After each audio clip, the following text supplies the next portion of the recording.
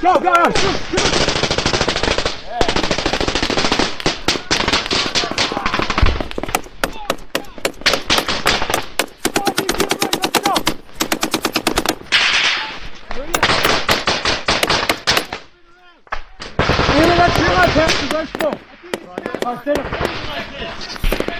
Aim high! Aim at the top of the tree line!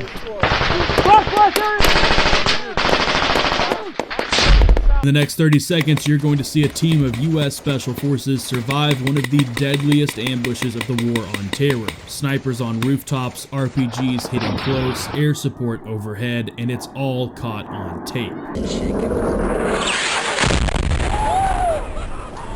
On a cold January morning in 2016, a 12-man detachment of Green Berets from 3rd Special Forces Group were traveling in armored Humvees through the Nangarhar Valley in eastern Afghanistan. They weren't here to fight. This wasn't their typical kill or capture mission. It was supposed to be a meeting with a key Taliban leader. They'd received word that a Taliban commander in the valley wanted to switch sides, said he'd grown tired of fighting, that he wanted to cooperate with Afghan forces and surrender his fighters. Believe it or not, these meetings happened all the time, and most of the time they were legitimate, but this one would go down as one of the most violent, up-close ambushes U.S. Special Forces ever faced.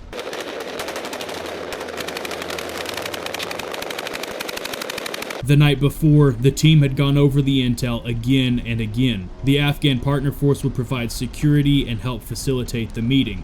The Green Berets were told the defector would arrive just outside a village known for its tribal neutrality. But neutrality in Nangarhar was flexible. They'd be entering an area flanked by ridgelines and blind spots. Even worse, the U.S. element would have to dismount several clicks away and walk in on foot, with only light armor holding the rear. The situation wasn't ideal, but it wasn't necessarily unusual either. That morning, the sun was rising behind the ridgelines as they made their way through the valley. It was a cold, dusty morning. They passed children on donkeys, and a farmer waved from a poppy field. The whole area felt way too quiet, even for Nangarhar. Staff Sergeant Matthew Thompson was on point. He'd been in country less than 2 weeks at this point. Captain Jason Westbrook, the team leader, was near the center of the convoy. He was actively scanning every rooftop, every valley, every shuttered window. He wasn't new to Afghanistan, but this felt different. The compound came into view, a small sun-baked cluster of mud brick buildings. No movement, no sound, all quiet. The team formed a perimeter as Westbrook approached the front gate with their Afghan interpreter. The man they were supposed to meet was already waiting. Tall, bearded, dressed in neutral garb, no rifle, no smile either, just a nod and a gesture to come inside. No one initially noticed the boy on the rooftop across the alley, but when he suddenly took off running in a flash of movement, everyone tensed. Staff Sergeant Thompson saw something shift in a nearby alley and began to pivot his rifle. And then seemingly out of nowhere, a 360-degree ambush kicked off. Automatic fire, RPGs, and IEDs tearing through the alleyways.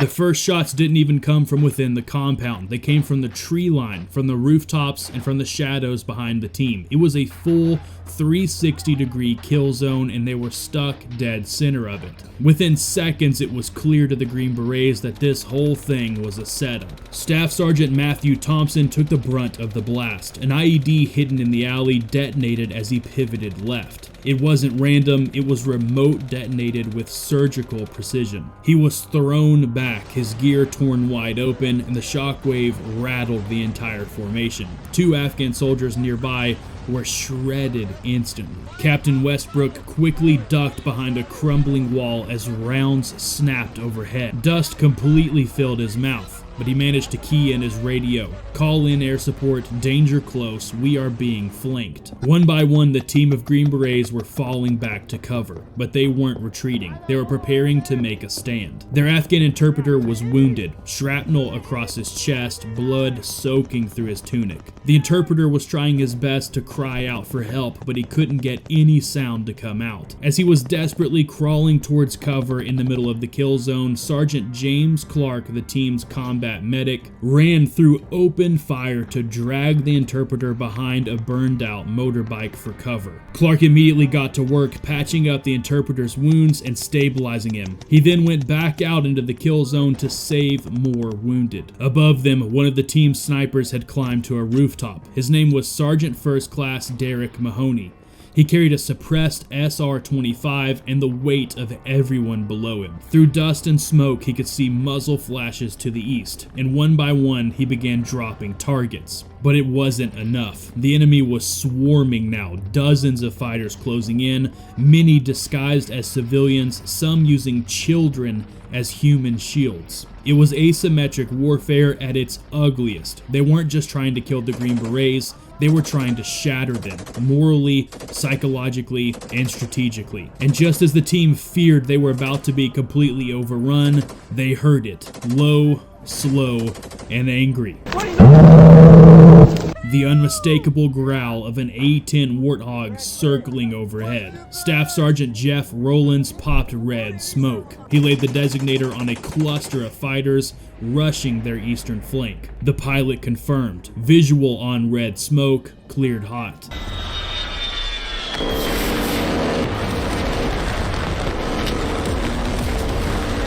The 30mm cannon tore through the enemy fighters like a buzzsaw. Fighters scattered, screams echoed through the valley. The ambush had just met its match. For the first time in over 20 minutes, the team had breathing room, but it was temporary. One casualty confirmed, another clinging to life, enemy fighters still circling like wolves. And with the element of surprise lost, the team would now have to fight their way out, street by street, alley by alley, all while keeping their wounded alive. The red smoke had cleared briefly and the compound was quiet. The ambush had failed to kill them all in the first wave. But it wasn't over yet. It was just shifting. From hit and run to full pursuit, the Green Berets weren't in a firefight anymore, they were in a war of movement. Inside the compound, Staff Sergeant Thompson was critical. Shrapnel was embedded deep in his abdomen and he was fighting for each breath, and his skin was now turning pale. The team's medic, Sergeant James Clark, was doing everything he could. Chest seals, tourniquets, IV fluids, but Thompson needed a bird, and fast. Captain Westbrook radioed for immediate medevac. Priority 1, urgent surgical Green Beret blast injuries. But airspace was too hot, and the enemy was massing again. From the rooftop, Sergeant First Class Derek Mahoney scanned with his optic. Movement southeast corner. A building door opened.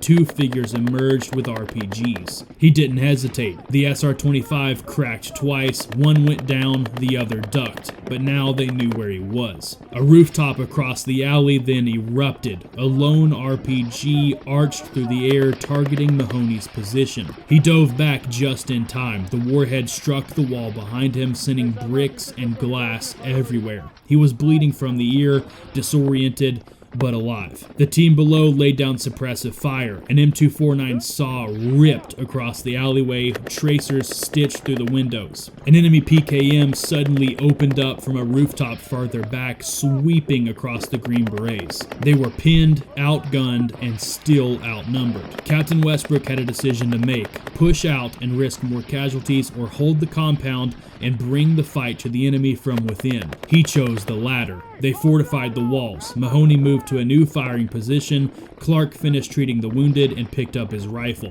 Every man in that team was now in the fight. The enemy was coming again. More fighters, different angles. Mahoney counted over 20 closing in from the far tree line. So he reached for his laser designator and marked the cluster of enemy fighters. But this time, his call wasn't answered by an A-10 Warthog, it was answered by an F-16. The F-16 rolled right over the top of the enemy, dropping a 500-pound bomb right on their heads.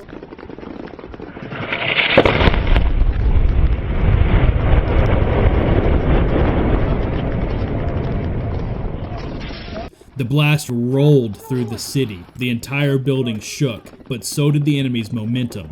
For a moment, they paused. The second assault had failed, but Thompson was still critical, and the team knew they couldn't hold out forever. They needed extraction, but the landing zone was 2 clicks away, and the path to get there was still crawling with hostiles. They had just one shot, one narrow window to move, and they'd have to carry their wounded the whole way. The fireball still flickered in the tree line. Smoke drifted across shattered walls. The second wave had been broken, but Captain Westbrook knew what came next. The enemy would quickly regroup, and they'd come again even harder. And the Green Berets were out of time. Thompson's vitals were dropping. They'd have to move now. They loaded Thompson onto a makeshift stretcher. He was unconscious but alive. Their Afghan interpreter, still bleeding, was carried over the shoulders of another teammate. 12 men, 2 wounded, with enemy forces closing in, and 2 kilometers of narrow alleys and farmland between them and their extraction point. Intel from ISR overhead showed at least 3 pockets of fighters ahead. The route was a funnel, one choke point after another. Westbrook keyed the radio. They needed cover, they needed firepower, and they needed angels above. Fortunately, their angels were already en route. 2 AH-64 Apache gunsheds from Task Force Pirate were on the way, armed with 30mm cannons, Hydra rockets, and Hellfire missiles. The gunner quickly spotted the team's movement. Green smoke popped to mark their position. What followed was surgical.